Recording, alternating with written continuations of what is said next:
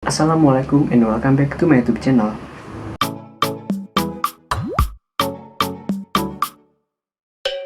Pemimpin di suatu daerah, baik itu seperti presiden, raja, ratu, kaisar, dan lain sebagainya, rata-rata atau kebanyakan akan berkuasa dalam waktu bertahun-tahun, berpuluh-puluh tahun, atau mungkin lebih lama dari itu. Bahkan pada umumnya seorang raja atau ratu akan bertahta selama mereka masih hidup. Tapi bagaimana jika para penguasa tersebut hanya bertahta dalam kurun waktu yang sangat pendek?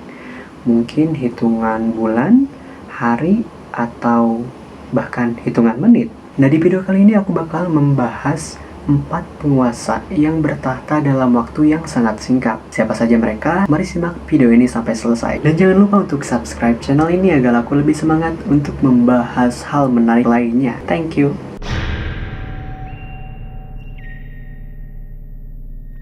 Oke, yang pertama ada Paus Urban ke-7. Paus Urban ke-7 ini memiliki nama asli Giovanni Battista Castagna. Beliau merupakan pemimpin tertinggi gereja Katolik yang bertahta pada tahun 1590. Beliau ini terkenal akan reputasinya yang merupakan seorang yang baik, sopan, dan bijaksana. Sehingga banyak orang yang berharap kepadanya ketika dia menjadi seorang paus akan menjadi paus yang sangat hebat. Namun sayangnya dia hanya menjabat sebagai paus itu dalam kurun waktu 13 hari saja. Dikarenakan 13 hari pasca pengangkatannya, beliau meninggal dunia. Beliau ini meninggal dunia dikarenakan menderita sakit yang cukup parah dan meninggal dunia pada 27 September 1590 di usia ke-69 tahun. Namun dalam waktu 13 hari ini, beliau sempat melakukan tugasnya sebagai seorang pemimpin. Di hari-hari pertama ia bekerja, dia sudah mengumpulkan data-data orang yang tidak mampu di Roma agar dia dapat membantu mereka ini. Lalu berikutnya, beliau ini memerintahkan tukang roti di Roma untuk memanggang roti dengan ukuran yang lebih besar dan memerintahkan mereka menjual dengan harga yang lebih murah agar dapat dibeli oleh orang-orang yang tidak mampu ini. Bahkan tak jarang dia harus menggunakan uang pribadinya sendiri. Yang berikutnya ada Louis Anthony. Louis Anthony merupakan putra tertua dari Charles ke-10. Charles ke-10 sendiri merupakan raja Prancis yang bertahta pada saat itu. Pada Juli 1830, terjadi suatu gerakan revolusi yang tidak menyukai sistem pemerintahan secara monarki. Hingga pada saat itu Charles ke-10 memutuskan untuk turun tahta. Nah, anaknya yaitu Louis Anthony otomatis naik dong ke tahta untuk menggantikan posisi ayahnya. Tetapi, pasca kenaikannya sebagai Raja Prancis dan Navarre, Louis Anthony ini mendapat desakan dari para penggerak revolusi untuk mundur dari posisinya sebagai raja. Baru saja dinobatkan. Akhirnya karena desakan dan tekanan tersebut, Louis Anthony menandatangani dokumen pengunduran dirinya. Dan secara teknis, dia merupakan raja dari Prancis dan Navarre yang bertahta hanya 20 menit saja.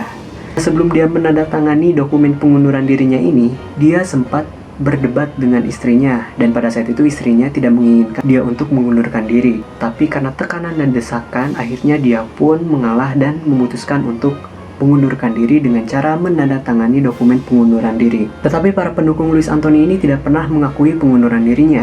Mereka bahkan tetap mengakui Louis Anthony sebagai raja mereka sampai akhir hayat Louis Anthony ini. Yang berikutnya ada Lady Jane Grey dari Inggris. Lady Jane ini dikenal dengan sebutan The Nine Day Queen atau Ratu 9 Hari. Betul, Lady Jane hanya memerintah Inggris dan Irlandia dalam waktu 9 hari saja. Loh, kok bisa hanya menjabat dalam waktu 9 hari saja? Oke, jadi kisahnya itu seperti ini. Pada tahun 1547, Raja Edward ke-6 naik tahta sebagai Raja Inggris untuk menggantikan posisi ayahnya yaitu Henry ke-8. Pada saat itu dia naik tahta pada usia ke-10 tahun. Menginjak usia ke-15 tahun, Raja Edward ke-6 ini mengalami sakit yang cukup parah dan dia didiagnosa mengalami penyakit terminal. Akhirnya kemudian Raja Edward ke-6 ini dan para dewanya menyusun suatu rencana suksesi agar Inggris ini bisa lanjut dipimpin oleh seorang raja yang Protestan. Harapannya adalah agar Inggris tidak kembali ke Katolik. Pada saat itu Raja Edward ke-6 memiliki saudari tiri yang merupakan kakak tertuanya yaitu Mary Tudor. Tetapi Mary Tudor merupakan seorang Katolik. Sehingga Raja Edward ke-6 dan para dewanya ini sangat menghindari Inggris agar tidak jatuh ke tangan Mary Tudor yang merupakan seorang Katolik. Lalu terpilihlah Lady Jane Grey yang merupakan putri tertua Henry Grey, Duke of Suffolk pertama. Loh, kok bisa sih Lady Jane Grey dipilih sebagai penerus tahta Raja Edward ke-6? Oke, ibu dari Lady Jane Grey yaitu Lady Frances Brandon merupakan anak pertama dari saudari perempuan Raja Henry ke-8. Jadi, ibu dari Lady Jane Grey ini merupakan keponakan dari Raja Henry ke-8 yang tak lain adalah ayah dari Edward ke-6. Sehingga ya bisa disebut bahwa Lady Jane Grey ini merupakan sepupu jauh dari Raja Edward ke-6. Ya gak jauh-jauh amat sih. Pada tahun 1553, Lady Jane Grey ini menikah dengan Lord Guildford Dudley yang merupakan putra John Dudley, Duke of Northumberland pertama. John Dudley sendiri merupakan orang terkuat di negaranya pada saat itu.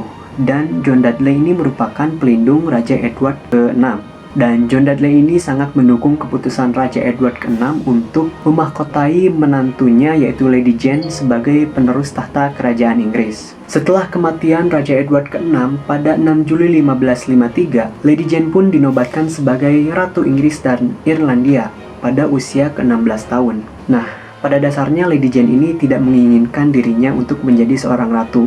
Bahkan ketika dia diberitahu bahwa dirinya ini telah menjadi Ratu Inggris dan Irlandia, dia sempat pingsan pada saat itu, tetapi mau tidak mau dia harus menerimanya. Hari pertama menjabat sebagai Ratu Inggris berjalan dengan lancar, tetapi hari kedua dan berikutnya mulai ada pertentangan dari para dewan kerajaan yang lain yang menyatakan bahwa mereka ini tidak puas dengan naiknya Lady Jane Grey sebagai Ratu baru Inggris.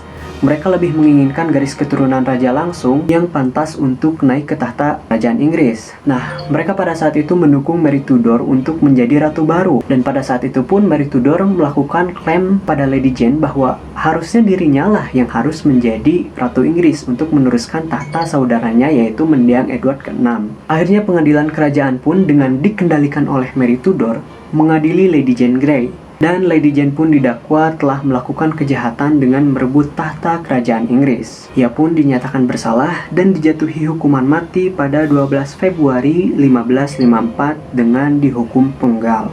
Sangat disayangkan ya bahwa Lady Jane sendiri hanyalah korban dari tindakan politik yang dilakukan oleh ayah mertuanya dan ayah kandungnya sendiri. Karena memang pada dasarnya Lady Jane ini tidak menginginkan dirinya untuk menjadi seorang ratu.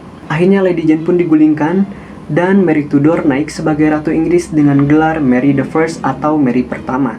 Yang terakhir ada William Henry Harrison yang merupakan Presiden Amerika Serikat ke-9 pada tahun 1841. Pasca 1 bulan penobatannya sebagai presiden, dia meninggal dunia dikarenakan penyakit pneumonia. Penyebab dari penyakit pneumonianya sendiri dikatakan bahwa hal ini disebabkan karena pada penobatannya sebagai presiden ini, William Henry Harrison sempat pidato dengan waktu yang cukup panjang. Sementara pada saat itu tengah terjadi cuaca yang sangat dingin. Dan pada saat itu, William Henry Harrison tidak memakai topi ataupun mantel. Nah, hal inilah yang dikatakan yang menyebabkan dia terkena penyakit pneumonia dan meninggal 1 bulan pasca penobatannya tersebut. Namun ada versi lain yang menyebutkan bahwa penyebab meninggalnya ini adalah dia mengalami demam enterik yang disebabkan karena air di Gedung Putih tercampur dengan limbah. Nah, itulah 4 penguasa yang berkuasa dalam kurun waktu yang sangat singkat. Bagi kalian yang ingin menambahkan, bisa tulis di kolom komentar. Terima kasih kepada kalian yang sudah menyaksikan video ini sampai selesai. Mohon maaf jika ada kekurangan dan atau salah penyampaian. Mohon maaf. Terima kasih sekali lagi. Dan jangan lupa untuk klik tombol like dan yang bantu support dengan klik tombol subscribe-nya ya. Terima kasih. Wassalamualaikum warahmatullahi wabarakatuh.